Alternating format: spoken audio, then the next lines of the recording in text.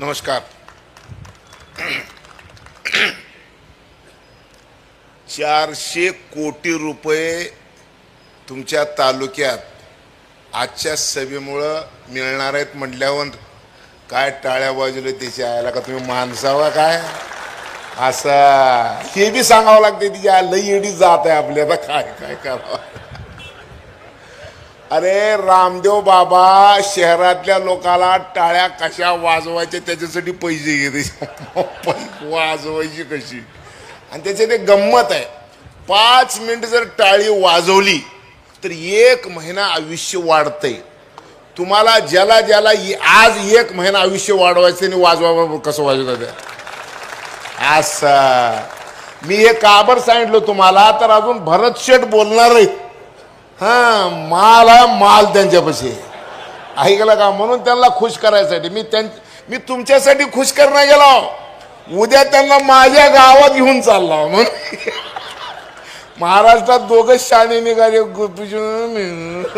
मायला पण आज मी पहिलं नेणार होतो पुन्हा गोपीचंद एवढंच साबरं निघालो माझ्या आधीच आगळं निघलो सगळं काय लय अवघड आहे.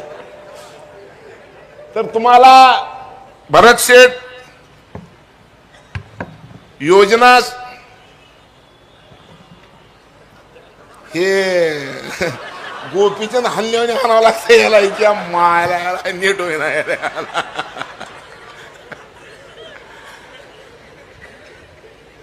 तर तुमच्या तालुक्यात काय काय घोषणा करायची ते भरत शेठ करणार आहेत. मी का आला माहितीये का तुमच्या कार्यक्रमाला इकडून मुंबईला मंत्री पळणी म्हणून धरून न्यायचं आपल्या गावाला म्हणून मी आलो बरं का. माई शपथ दुसरं काही स्वार्थ नाही. आणि दुसरं स्वार्थ असं की गोपीचंदचं माझं खूप दिवसापासून चालू होतं की आपणाला इतर काहीतरी करायचं आहे. मी गोपीचंदला सांगितलं पण ते डोक्यात बसत नव्हतं आणि आमच्या दोघांची चर्चा झाली आणि आज म्हणलं चला भरत शेठ येणार तर आपण बी यावं. सदाभाऊ स्टेजवरचे सगळे सन्मान्य मंडळी मी सगळ्याचे नावं घेत बसत नाही. डॉक्टर आरळे आमचे मित्र आहेत काय आणि आता मला काय सांगायचं आहे की यांनी सांगितलं की 550 मिलीमीटर पाऊस आहे. आता 64 गावात आलंय अजून 60 गाव राहिल्यात. म्हणजे तुमचं नीट व्हायची कवा वेळ आली आहे जेव्हा पंगत उठले तेव्हा तुमचं नीट होणार आहे. पावसाचं कसं आहे आता भरत शेठ तुम्ही मी लहान असताना पाऊस कसं पडायचा नक्षत्रावर. ज्याचे ज्याचे केस पांढरे आहेत त्यांनी तुमच्या माईची शपथ घेऊन खरं सांगायचं नक्षत्रावर पाऊस पडायचा का नाही. माझ्या लातूर जिल्ह्यात कसे नक्षत्र होते पडला उतरा भात खैना कुत्रा पडला मगा ढगाकड बघा पडला हस्त शेतकरी झाला मस्त पडल्या स्वाई साथी पिकतील माणिक मोती पडल्या चित्ती पडतील भीती आला पोळा आणि पाऊस झाला भोळा. असं होतं का आता आहे का. आता नक्षत्रावर पाऊस नाही. पहिलं नक्षत्र होते 27 आता नक्षत्र आहे 2 एक ढगफुटी नाहीतर बोंबला दुसरं नाहीच काही. आणि अशा काळामध्ये ह्यांचं नीट करायचंय किती अवघड खेळ आहे. ऐकलं का लय तुमचं नशीबच रे माई शपथ अशा वेळेला.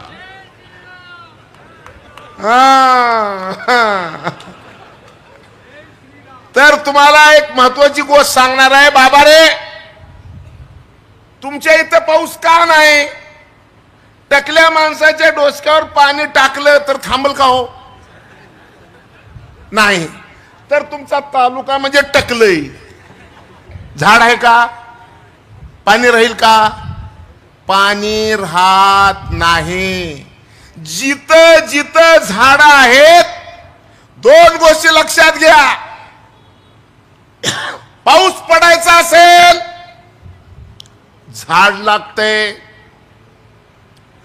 पडलेलं पाणी जमिनीत मुरवायचंय झाड लागतंय.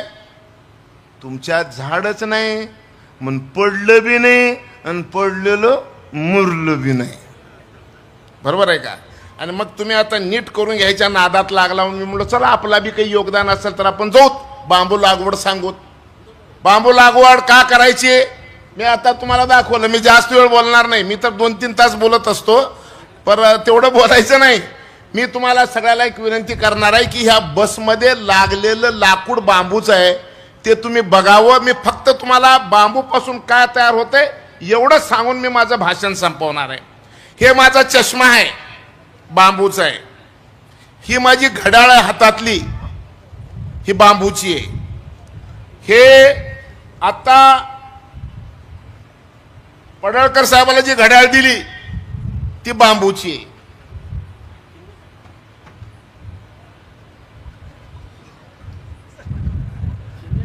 तुम्हाला जरा कळाव ना खेळ सगळा का आहे ते. एक कोणतरी अरे इकडं एक जण कोणतरी या. आता बघा हे टी शर्ट आहे, हे टी शर्ट बांबूचं आहे. थंडीत घातलं तर गरम होतंय आणि गरमीत घातलं तर थंड होतंय. हे टी शर्ट कशाचं आहे? बांबूपासून तयार झालेलं आहे. ठीक आहे.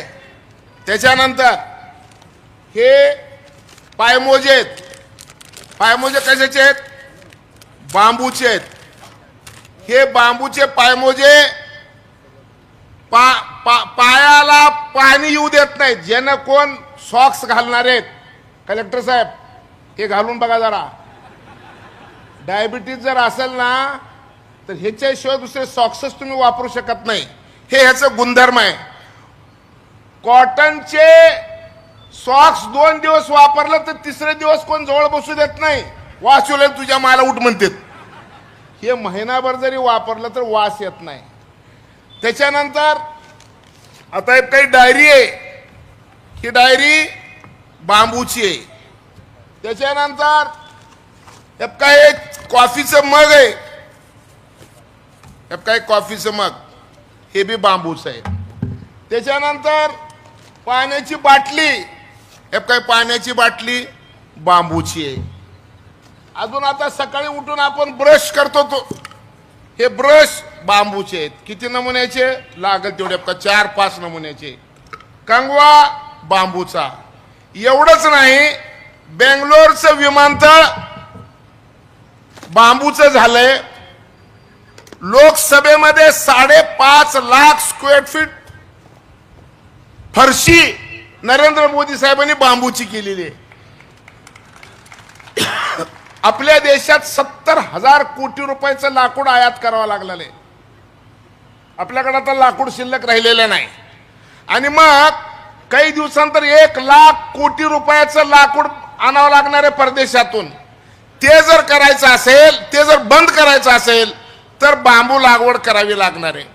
आता मी तुम्हाला एक शेतीतले 2 प्रश्न महत्वाचे सांगतो. एक सांगितलं तुम्हाला मी पाणी, दुसरं तुम्हाला गडी मिळते का? गडी शेतात. गोपीचंदजी सांगलीला गेले लोक, तिकडे बेंगलोरला गेले, मुंबईला गेले, पुण्याला गेले आणि इकडे शेतात गडी मिळत नाही. आमच्या काळात कसं होतं? आमच्या बापाचे पाय दाबायला गडी, डोसकचे पायला गडी, हात दाबायला गडी. आता आपल्याला गड्याचं दाबावं लागतंय. चल रे शेताला, चल रे.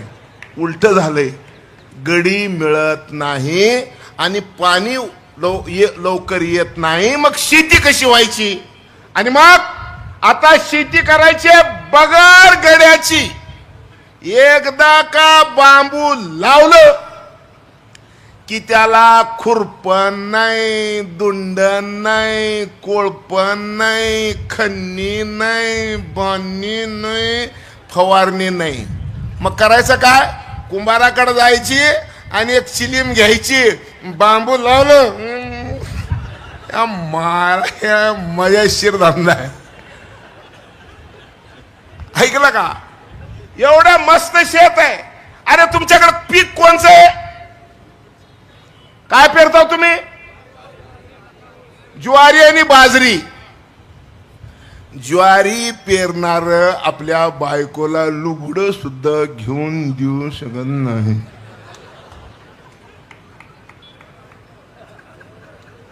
नंदकुमार साहेब, देशाला स्वातंत्र्य मिळालं त्यावेळेस 55 लाख हेक्टर मध्ये ज्वारी होते, आता ती 3-4 लाखापर्यंत आली आहे. आपण जगाला सगळ्या जगाला आपण श्री अन्न खाऊ घालायची कल्पना करू लागलोय.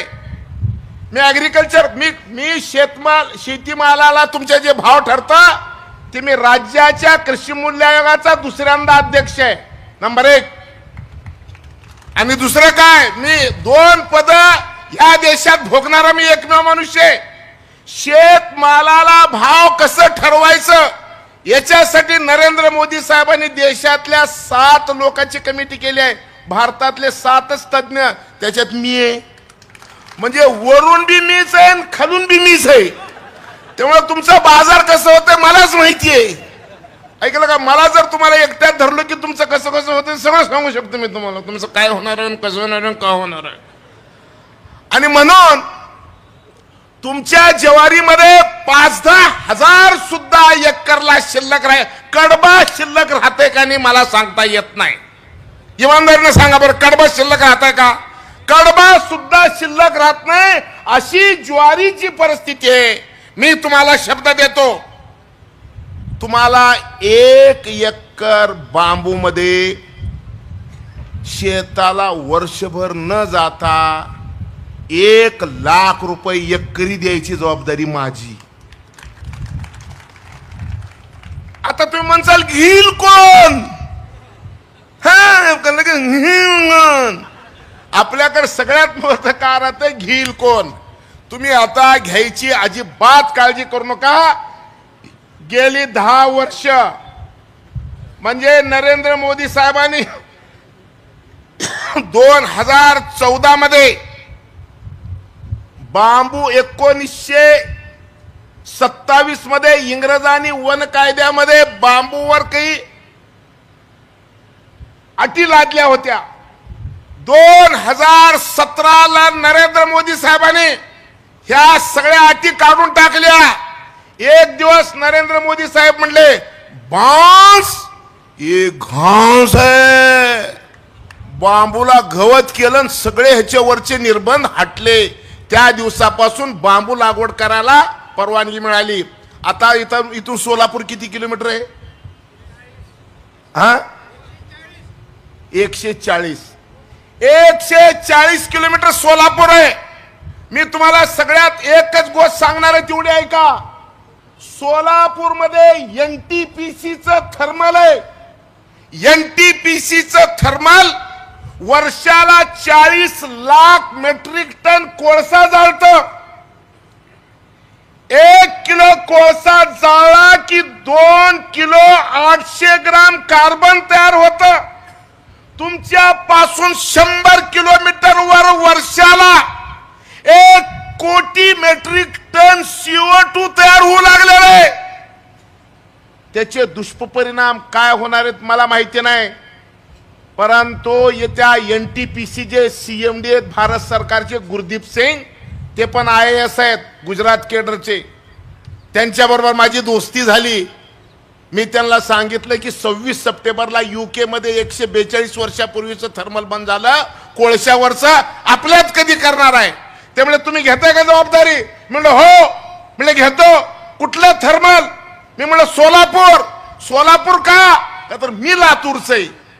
मला तिकडून 120 आणि तुम्हाला इकडून 120. आम्ही म्हणलं आमच्या शेतात बांबू लावता आणि दगडी कोळशाच्या ऐवजी बांबूवर थर्मल चालवता, त्यांनी आपणाला परवानगी दिली. तुम्ही आज जर बांबू लावलो तर एनटीपीसी सोलापूरचं थर्मल बांबू लावल्यापासून 50 वर्षाचं खरेदीचं करार करायला तयार आहे. मी नाही, भारत सरकार. आणि मग पडळकर साहेब तुम्ही काय म्हणलो?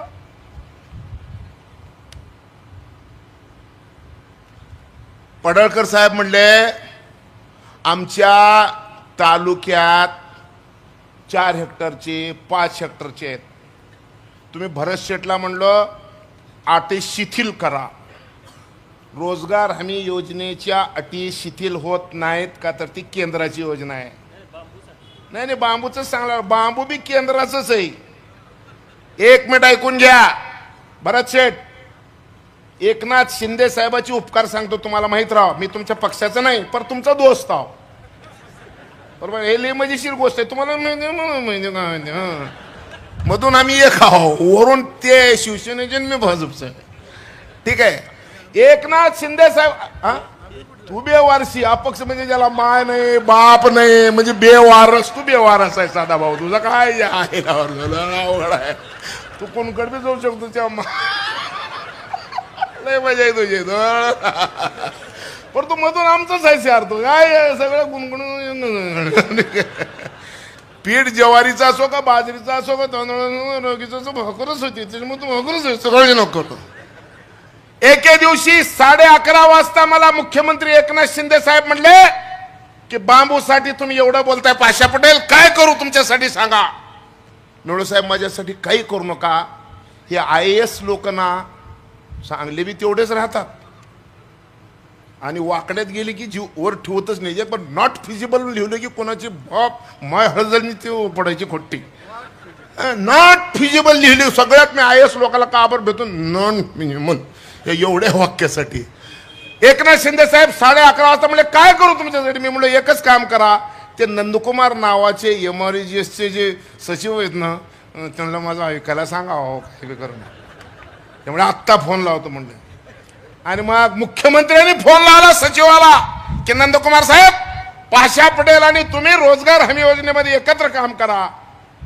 एकनाथ शिंदे साहेब सांगितल्यानंतर योजना भारत सरकारची, शेठ योजना भारत सरकारची, राज्य महाराष्ट्र, भारतात कुठेही बांबू लागवडीला 1 रुपया मिळत नाही. देशात एकच राज्य आहे, त्याचं नाव महाराष्ट्र आहे. आपण रोजगार हमी योजनेतून 7,40,000 रुपये देतो. बोलले एकनाथ शिंदे आणि केले नंदकुमार. तुम्ही बी अधिकाऱ्याला भेट जावा आणि तर असं उलट केले की आपण काहीच करू शकत नाही. त्यामुळे आमचं तर जमून घेतलं नंदकुमार. आता तर आमचं दोघांचं लय मस्त नातं आहे. महाराष्ट्रामध्ये एक समिती तयार झाली, chief minister environment sustainable development task force. त्याचा मी एक्झिक्युटिव्ह चेअरमन आहे आणि माझं को चेअर नंदकुमार साहेब आहेत. आता मी गेलो म्हणजे म्हणून घेतलो, त्याच्यामुळे काही अडचण नाही. आता काय बी सांगा तुम्ही मी करून देतो. ते को चेअर आहेत माझे. आणि मग आता नीट ऐका, आता काय झालंय. पडळकर म्हणले जमीन जास्त आहे. पडळकर साहेब एक सूचना करतो, 5 हेक्टर जमीन असेल, 4 हेक्टर जमीन असेल, बायकोच्या नावावर अर्धी करा. तुम्हाला बायकोच नाही त्याच्यामुळे तुमचा विशेष नाही, तुम्ही लवकर करून घ्या. ऐकलं का, म्हणजे बरं जमल काही तर केळ फोड करा रे बाबा. त्याच्यामुळं जमिनीची फोड करा. तहसीलदार साहेब कुठे आहेत? तहसीलदार कुठे आहेत? तहसीलदार आहेत का कुठं? तहसीलदारने ठरवलं तर किती दिवसात फोड करू शकतो खरं सांगा मॅडम?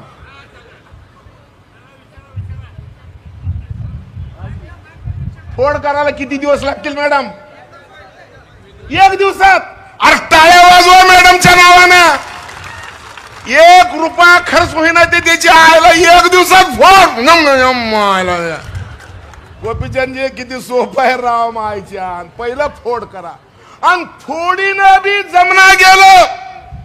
मित्रा नावाची आदरणीय देवाभाऊने देवेंद्र फडणवीस साहेबांनी मित्रा नावाची एक संस्था स्थापन केली आहे. म्हणजे थोडक्यात महाराष्ट्राचं ते नीती आयोग आहे आणि आपल्या महाराष्ट्राचे निवृत्त IPS officer IAS officer Praveen Singh Pardeshi साहेब त्याचे प्रमुख आहेत. प्रवीण सिंग परदेशी साहेबांनी बांबूला म्हणजे आम्हाला मित्रामध्ये ऑफिस दिलंय. ऑफिस तर दिलंय पण भरत शेठ येत्या 3 महिन्यात वर्ल्ड बँकेकडून प्रवीण सिंग परदेशी साहेब बांबूला पैसे आणून देणार आहेत. किती? 10,000 कोटी रुपये. 10,000 कोटी रुपये. आणि 10,000 कोटी रुपये कशासाठी खर्च करायचे? की रोजगार हमी योजनेमध्ये 2 हेक्टर पर्यंतच पैसे देता येत आहे, परंतु 2 हेक्टरच्या वर 10 हेक्टर पर्यंत आम्ही आता मित्राच्या वतीनं तुम्हाला पैसे देणार आहे. आणि जर लॉटरी लागली नंदकुमार साहेब, ते 10,000 कोटी खर्च करायचा अधिकार कोणाला मिळणार आहे सांगा? आज जोरात सांगा. आम्हाला दोघाला. गोपीचंद आमच्या पैसे लय मोठे खेळ आहेत. आम्हाला जेवढा तुम्ही सत्कार आता एवढा चांगला फेटा बांधला त्याच्यामुळे मला तुमच्या तालुक्याला लई घोषणा करून जावं लागलं ना काही.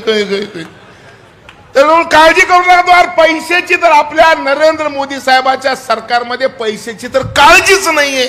त्यामुळे तुम्ही काळजी करायचं काही कारण नाही. आणि मग देवाभाऊनी जर इथं प्रचार केलेला आहे, प्रचाराच्या सुरुवातीला इथं आलेले आहेत, तर आमचा धर्म आहे, बरोबर आहे. खालून पहिला, आता वरून पहिला तुम्हाला व्हायचंय. आणि वरून पहिला व्हायचं असेल तर आम्हाला तुम्हाला द्यावंच लागेल काही ना काही. आणि म्हणून तुम्हाला सांगतो, महाराष्ट्रामध्ये या 10,000 कोटी पैकी जेवढे जास्तीत जास्त पैसे तुम्हाला देता येतील एवढा आम्ही प्रयत्न करणार. रोजगार हमी योजनेमध्ये तर लई लफडे आहेत. रोजगार सेवक पहिलं नीट ठेवावं लागतंय. ते तर 99% तर बाटली व्हायचं तिच्या मायला, त्याच्या हुडक सापडतच नाही. जे माय कुठं राहतात की का नाही. व्हिडिओ व्हिडिओ आमचा दोस्त आहे, ऐकलं का? म्हणून सांगला आम्ही ते नीट रोजगार सेवक नीट बघा. आणि एक रोजगार सेवक नीट नसेल तर एका गावात 2 रोजगार सेवक सुद्धा आपण नेमू शकतो. काय नंदकुमार साहेब? हू म्हणावं साहेब. नुसतं हू म्हणा का? तर आपण काय ठरलंय, तुम्ही आणि भरत शेठ बोलताना मी ऐकलंय, ह्या तालुक्याला आपण सगळ्या मर्यादा शिथिल करायचे ठरलेले. म्हणजे आता तुम्हाला बी गुदगुले व्हावं लागेल का नाही? आयला याला निवडून दिलं, जेवढे कसं मत हाणला तेवढे कसं नोटा तुमच्या तालुक्यात आल्या पाहिजे. आणि ते हाण्यासाठी या तिघाचं एकमत झालेलं आहे. काय? अटी शिथिल करायच्या आहेत, ठीक आहे.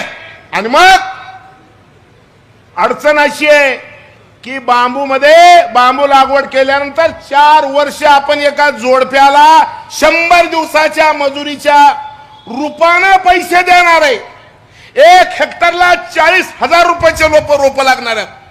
ज्यावेळेस मी सुरुवात केली तर माझ्या तालुक्यातले लोक म्हटले, साहेब 72 नाही 40,000 कुठून आणायचे? आम्ही नंदकुमार साहेबाकडे गेलो, साहेब हे 40,000 रुपये द्यायची शेतकऱ्याची ऐपत नाही हो. त्यांनी म्हणले आपण परमिट काढू. मी परमिट काढलं. काय परमिट काढलं? बीडीओनी 1 हेक्टर लागवडीची तुम्हाला परवानगी दिली की त्या परवानगी सोबत एक परमिट मिळणार. आणि ते परमिट दिलं की तुम्हाला फुकट रोप मिळणार. बरोबर आहे का? रोप फुकट, खन्न फुकट, लावणं फुकट. आणि मग आता काही लोकांच्या डोक्यामध्ये आहे की अरे मजूर आणलं तर मजूर, आता विहिरीचं कसं भानगड आहे, विहिरीसाठी मजूर लावले. मी रोजगार हमी योजनेमध्ये विहीर केली माझं, मी मजूर लावले, मजुराच्या नावावर पैसे आले आणि ते घेऊन गेले. आपल्याला निवडणुका लढवायच्या असतात, महागाई बी येत. रोजगार हमी योजनेचं लई लफडा आहे, काही समजून घ्यावं बाजारा. आणि मग आम्ही आता असं ठरवलं, नंदकुमार साहेब तुम्ही मोबाईल मध्ये नका बघू, आता सभा होईपर्यंत उगा होऊच म्हणायचं काय बी. हो उद्याचं बघू, तिच्या माला का होतंय ते होतं, आज हो म्हणायचं. मंत्री आपल्या संघ आहे, तुम्हाला काय प्रॉब्लेम आहे? मंत्री नोटीस. आणि मग आपण आता काय ठरवलं की घरी असणाऱ्या नवरा बायकोला आता जॉब कार्ड देता येत आहे. तुम्हाला बाहेरचे मजूर लावायची गरज नाही. तुम्हीच मजूर म्हणून तुमच्या शेतात काम करायचं, 100 दिवसाची मजुरी तुम्हाला मिळणार. हे खोलून सांगावं लागतं हो. बरोबर आहे का? मुंबई जेव्हा महाराष्ट्राला मिळणार म्हणल्यानंतर प्रचंड भाषण मुंबईमध्ये झाले, टाळीच वाजत नव्हती. पण आचार्य अत्रे उठले मन आणि म्हणले मन मुंबई महाराष्ट्राला मिळाली की ह्या चौकापासून ह्या चौकापर्यंत बैलगाड्या उभ्या करायच्या आणि त्या नोटा कचाकचा भरून ठेवायचं, एवढे पैसे मिळाल. खरं लोक ठोळा वाजले म्हणून कोटी लाख यांना काही कळतच नाही. त्याच्यामुळं तुम्हाला तुमच्या बायकोची आणि तुमची 100 दिवसाची मजुरी या योजनेत तुम्हाला मिळणार. म्हणजे 100 दिवस कुठं कामाला जायची गरज नाही. बांबू एकदा लावलं 3 वर्ष कापता येत नाही. मग 3 वर्ष खावं काय? तर 3 वर्ष ही मजुरी मिळणार तुम्हाला, नंबर 1. आणि दुसरं 3 वर्ष आंतरपीक बांबूत येतंय. ज्वारी पेरा, तुरी पेरा, काय बी पेरा येतंय. म्हणजे आंतरपीक बी येतंय आणि बांबू बी वाढतंय. 4थ्या वर्षापासून बांबू तोडा येतंय. बांबू तोडलं, एका एकरला 40 टन, कमीत कमी 30 टन, एका टनाला 4000.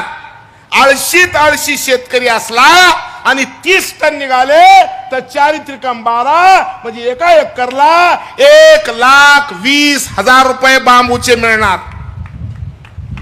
तुम्ही म्हणणार तोडणार कोण? त्याची काळजी करू नका. मी आता एक ट्रॅक्टर आणलोय 3 लाख रुपयाला. भरत शेठ 3 लाख रुपयाला ट्रॅक्टर आणलोय आणि 6 महिन्यामध्ये त्या ट्रॅक्टर एक मशीन बसवणार आहे. एक मशीनचा पार्ट बांबू तोडल आणि दुसरं धरण तोडून त्याचं बी आपण संशोधन करून घेतलं. त्याच्यामुळे तुम्हाला त्याची बी गरज नाही. आपला पण तोडणं होईल आणि सोलापूरला निघून जाईल. ठीक आहे. आत्ता तुमच्यासाठी काय करायचंय तर 3 वर्ष अशा पद्धतीनं. आणि जर समजा तुम्ही बांबू नाही लावलो, 288 नंबरचं जे तालुका आहे त्या तालुक्यावाल्यानं लक्षात ठेवा. माणसाचं भविष्य, आता मी जरा स्टेजवरच्याला सांगतो. स्टेजवरचे डॉक्टर आरडे काय, तुम्ही सगळे स्टेजवरचे माणसं. आता मी तुमच्यासाठी भाषण करत नाही, मी जरा आता मुंडी बदलतो, ह्यांना शिकवतो. का तर हे लई असं कुठं होतंय काय म्हणलं की गेलं बोंबल, त्या मायला पाणीच गेलं. त्यामुळे ह्यांना फिट करावं लागतं, ह्यांना फिट करतो जरा मी. आता स्टेजवरच्यानो नीट ऐका. आयपीसीसी म्हणजे inter governmental panel on climate change नावाची संस्था 1988 पासून 198 देशाला एकत्र घेऊन 1100 शास्त्रज्ञांनी 2015ला 400 पानाचे रिपोर्ट जाहीर केलंय. त्या रिपोर्ट मध्ये सांगितलंय काय, रिपोर्ट काय सांगितलंय का, 2050 ला, नीट आहे का, 2050 ला हवेतल्या कार्बनचं प्रमाण 450 ppm होणार आहे. हवेचं कार्बनचं प्रमाण किती पाहिजे? 350 ppm. आता झालंय किती? 422 ppm. आणि या पृथ्वीवर 1 नाक, 2 डोळे, 2 कान, 2 हात आणि 2 पाय अशी आकृती जिवंत राहायची असेल तर हे कार्बनचं 450 ppm होऊ देता कामा नये, तर तुम्ही सगळे जिवंत राहणार आहे. आणि मग हे कार्बन जर एवढं जाऊ द्यायचं नसेल तर जग सांगते झाडं लावा. तुमच्या तालुक्यात फॉरेस्ट किती आहे?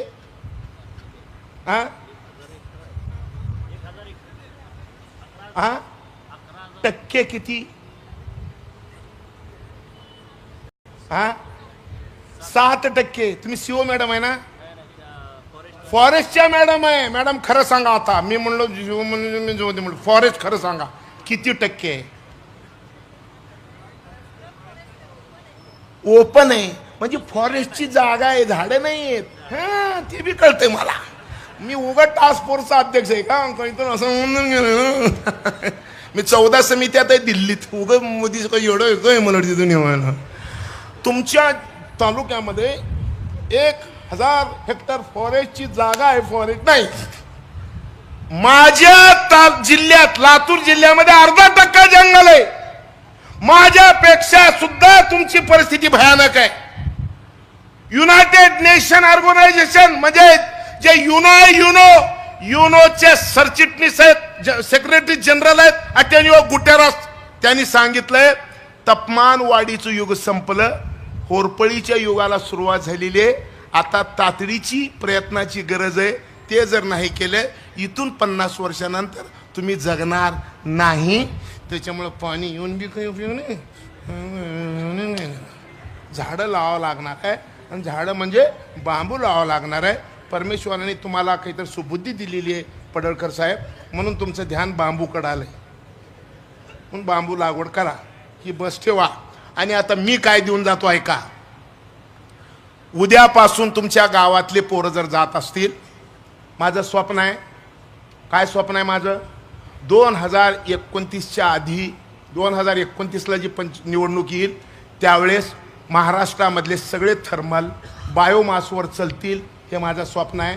नंबर 1, महाराष्ट्रात 12 कोटी लोक आहेत, 40 कोटी तर त्यांना ब्रश लागतात, आणि रोज इथं जे चिकणे चोपडे लोक आहेत रोज शेविंग करतात.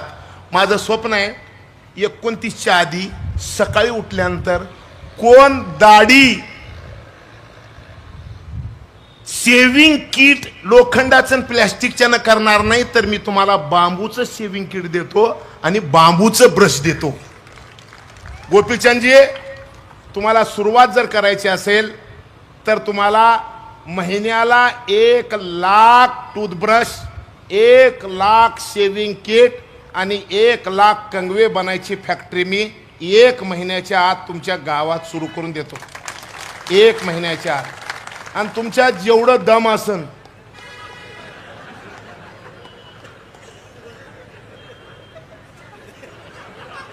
येन रे येन रे येन रे अप्पा येन धंद्यादारी.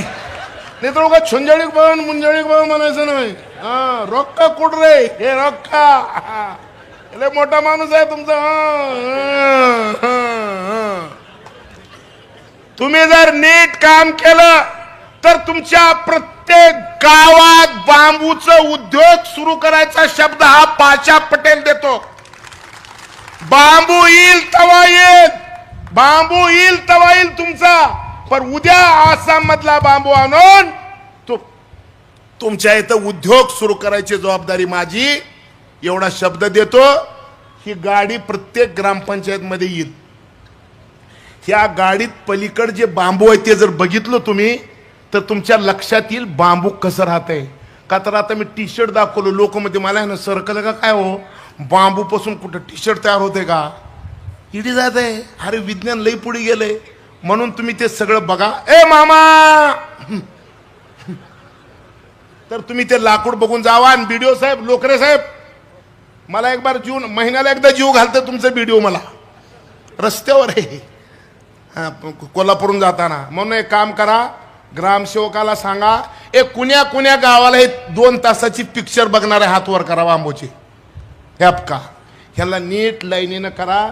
2 महिने ठेवून घ्या, 3 महिने ठेवून घ्या. माझ्या काय बापाचं आहे, दिलंय शिंदे साहेबाने. फटणेवाली की फटी धोबी बेटाच्या, आपलं काहीच घेणं देणार नाही. त्याच्यामुळे मला माझ्या घरचं जायचंय का. म्हणून तुम्ही जर आता तुम्ही मंत्री महोदयाला पटवलो म्हणून एवढं तुम्हाला मी गाडी दिली. गाडी माझी नाही, गाडी त्यांचीच आहे. त्यांना माहित नाही त्यांची आहे म्हणून, मला माहिती आहे. कुणाची बी लागणार वाडा रे वाडा रे, तुझी मा तुझ्या का बापाचा आहे काय करू वाडा वाडा, तसा पण वाडा वाडा म्हणून मोकळा झालेला. ठीक आहे. तर त्याच्यामुळे तुम्हाला अजून काय काय लागतंय सांगा. मी एकदा तुमच्या सगळ्या कार्यकर्त्याबरोबर सुद्धा बसायला तयार आहे. मी खरं जर बोललो तर 3 तास बोलू शकतो, पण माझी आज बोलायची इच्छा नाही. पण जाता जाता एक वाक्य सांगून मी माझं भाषण संपवतो. वाक्य काय? पुन्हा एकदा कलेक्टर साहेब, 47 डिग्री म्हणजे कलेक्टर साहेबाला सांगितल्यावर तुम्हाला सगळ्याला कळलं. कलेक्टर साहेब, तुम्ही जर सायन्सचे जर असलो, मला माहित नाही काय ते, 47 डिग्री टेम्परेचर झालं, किडनी, हार्ट, आणि ब्रेन फेल होत आहे. दुबईमध्ये म्हणजे दिल्लीमध्ये यावर्षी 52.9 झालं आणि दुबईला 64 झालं. आत्ता पृथ्वीवर मानवजातीचं अस्तित्व शिल्लक राहायचे दिवस संपलेले आहेत. त्याच्यामुळं तुम्हाला मला हे काम करावं लागणार आहे. तुम्ही जर महिन्याला एक बैठकीत नुसतं उगं फोन करून जर तहसीलदारला आणि BDOला ताणलो तुम्ही तरी दंदना पळतील. तुमच्या हातात सगळं आहे आणि तुम्ही आता तिकडून इकडं आले, बरोबर आहे का? तर तुम्ही हे काम करावं अशी मी तुम्हाला विनंती करतो. आणि एकच गोष्ट सांगतो साहेब, काय झालंय दुबईमध्ये वार्षिक पर्जन्यमान 70 मिलीमीटर आहे. वर्षाला दुबईमध्ये 70 मिलीमीटर पाऊस पडतंय. यावर्षी दुबईमध्ये एक दिवसात 170 मिलीमीटर पाऊस पडलाय. तुतीकोरीन तामिळनाडूमध्ये 960 मिलीमीटर पाऊस एक दिवसात पडला. अरे 3.25 फूट पाऊस 8 तासात पडला. 3.25 फूट पाऊस जर 8 तासात पडलं तर तुमच्यापैकी कोण जगणार आहे मला सांगा साहेब. लिबिया नावाचा एक देश आहे, लिबिया देशामध्ये डेर्ना नावाचं शहर, एक रात्री 18 महिन्याचं पाऊस त्या लिबिया डेर्नावर पडलं. 1.25 लाख लोकसंख्येचं शहर वाहून गेलं. 40,000 डेड बॉडी सापडल्या. तिथल्या राष्ट्राध्यक्षांनी विनंती केली जगाला, डेड बॉडी ठेवायला प्लॅस्टिक द्या, का तर एवढ्या माहिती आम्ही एका दिवसात करू शकत नाही. हे जगावर आलेलं संकट आहे आणि हे संकट जर टाळायचं असेल तर ग्रीनरी वाढल्याशिवाय पर्याय नाही. आणि म्हणून महाराष्ट्र शासनाचं सगळ्यात महत्त्वाचा कार्यक्रम जे आहे, आपल्या सरकारचा कार्यक्रम, एकनाथ शिंदे साहेबांनी हरित महाराष्ट्राची कल्पना दिलेली आहे.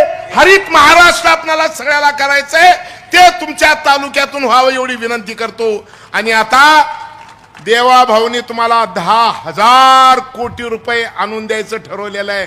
तुमच्या जेवढं दम आहे, जेवढं उचलल तेवढे पैसे उचलून न्या. इथं काम करणाऱ्याला न्याय मिळणार आहे. सदाभाऊ म्हणल्यासारखं कुचाळक्या करू नका, आणि कुचाळक्या केल्याशिवाय आपल्याला करमतच नाही.